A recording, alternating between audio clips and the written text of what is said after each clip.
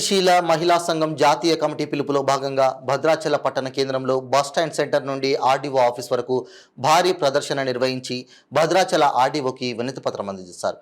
గోదావరి ముంపు బాధితులకు ఇండ్లు లేని నిరుపేదలకు పక్కా ఇల్లు నిర్మించాలని, కరెంటు సౌకర్యం కల్పించాలని, చింతా లక్ష్మీనగరం గ్రామానికి మంచినీటి కొరతను నివారించాలని, ఆదివాసీల భూములకు గోదావరి జలాలను లిఫ్టుల ఆధారంగా అందించాలని ఆర్డీఓకి వినతి పత్రం అందించారు. ఈ కార్యక్రమంలో ప్రగతిశీల మహిళా సంఘం నాయకురాలు, కార్యకర్తలు పాల్గొన్నారు.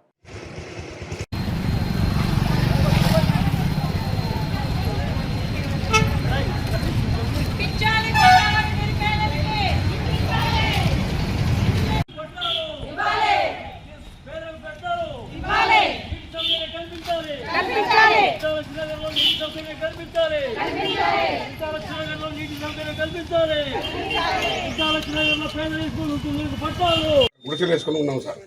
ఏది కేసీఆర్ గారు గోదావరి ముప్పు బాధ్యత వచ్చినప్పుడు నిరాశ్రితులందరికీ మిట్ట ప్రాంతంలో ఇల్లు వేపిస్తా అని చెప్పి మేము అక్కడ స్థలం చూసి. అందరికీ నమస్తే. నా పేరు ఆదిలక్ష్మి. నేను జిల్లా కమిటీ అధ్యక్షురాలిని. అంతర్జాతీయ మహిళా దినోత్సవం ఈ నెల 1వ తారీఖు నుంచి 15వ తారీఖు వరకు మేము జరుపుకుంటున్నాము. దీంట్లో 2 సంవత్సరాల క్రితం మేము పోరాటంలో గుడిసెల పోరాటం, నీళ్లు లేక ఏమి లేక మన గోదావరి ముంపు బాధితులకి ఇదివరకు మాజీ ముఖ్యమంత్రి కేసీఆర్ ఇచ్చిన హామీ ఏమనంటే, ఈ గోదావరి ముంపు బాధితులకి నేను మిట్ట ప్రాంతాల ఇండ్ల స్థలాలు ఇస్తానమన్న రోజు నుంచి ఈ రోజు వరకు కూడా మేము పోరాటం ఆఫ్ చేయలేదు.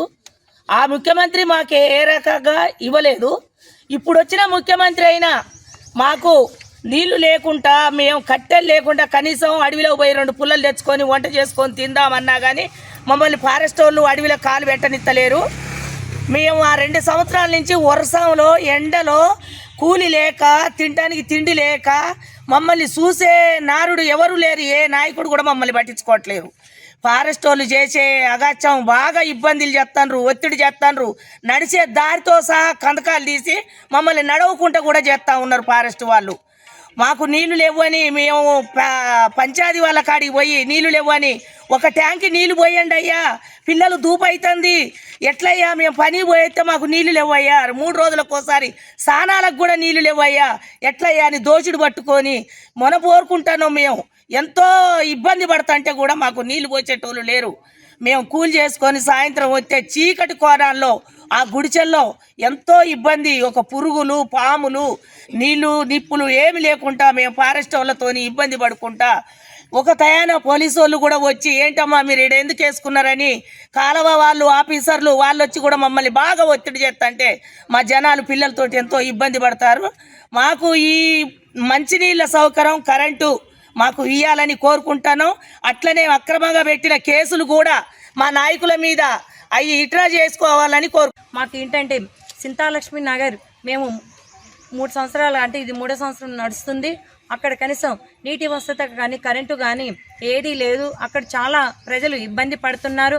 అలాగే సీఎం రేవంత్ రెడ్డి గారు మనకి మొన్న 11వ తారీఖు హామీ ఇచ్చారు. గోదావరి ముప్పు ప్రాంతాల వాళ్ళకి ఎట్టి పరిస్థితులైనా 3 సెంట్లు స్థలం ఇచ్చి వాళ్ళకి డబుల్ బెడ్రూమ్ కట్టిస్తానని హామీ ఇచ్చారు. హామీ ప్రకారంగానే ఇప్పుడు మనకి ఇల్లు ఇవ్వాలి. మాకు తక్షణమే మేమేం కోరుకోవటంలా చింతాలక్ష్మి నగర్ ఒక బోర్ వాటరు మాకు పర్మిషన్ ఇచ్చే అవకాశం ఇవ్వాలని మన ఆర్డీఓ గారిని మేము పర్మిషన్ కోరుకుంటున్నాము. అందరు మహిళా సంఘం తరఫున, పీఓడబ్ల్యూ తరఫున. అలాగే ఉపా కేసుని ఎత్తివేయాలని, నూడు రామకృష్ణ పైన ఉపా కేసు పెట్టారు నాయకుల మీద, వాళ్ళ మీద కేసులు ఎత్తివేయాలని మేము కోరుకుంటున్నాం. ఓ మహిళా కదలిరా, నవ సమాజ స్థాపనకై నడసిరా, కదలిరా ఓ మహిళా కదలిరా, నవ సమాజ స్థాపనకై నడసిరా. ఆకాశంలో సగం మనం, తారల్లో సగం మనం, తారల్లో సగం మనం, తారల్లో సగం మనం, ప్రపంచంలో సగం మనం, ప్రతి మనిషిలో సగం మనం, ప్రతి మనిషి మనిషిలో సగం మనం, ప్రతి మనిషిలో సగం మనం. మానవాళి మనగడునే శ్వాసించిన సగం మనం. కదలిరా ఓ మహిళ కదలిరా, నవ సమాజ స్థాపనకై నడసిరా. కదలిరా ఓ మహిళ కదలిరా. బాల